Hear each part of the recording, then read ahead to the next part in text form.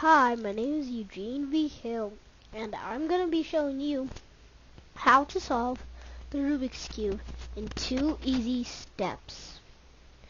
You just go up, well, it's kind of backwards, so you actually go up, and not to that side, you go to the other side, like that.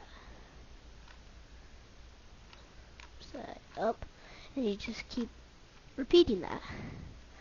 As long as you keep repeating it, it will eventually put itself back together again.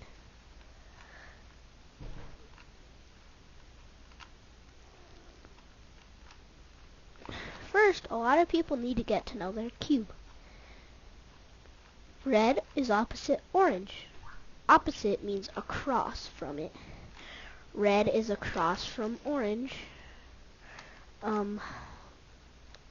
White is across from yellow. Blue is across from green. Now if you just keep repeating these steps not perfect, but if blue and orange have your white face facing you, and if blue and orange don't stay the same, this means you made one wrong turn.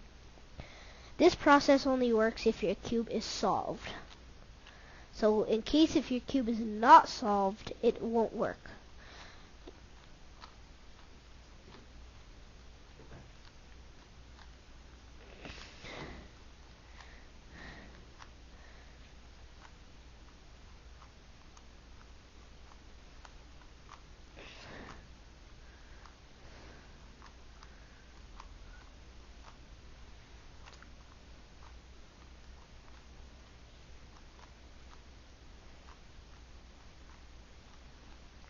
Now your cube is solved. This process only works if your cube is already solved. If your cube did not solve and ended up like this, locate your red face, well actually your blue face, with red all around it. Twist your blues there, and twist your reds down inside.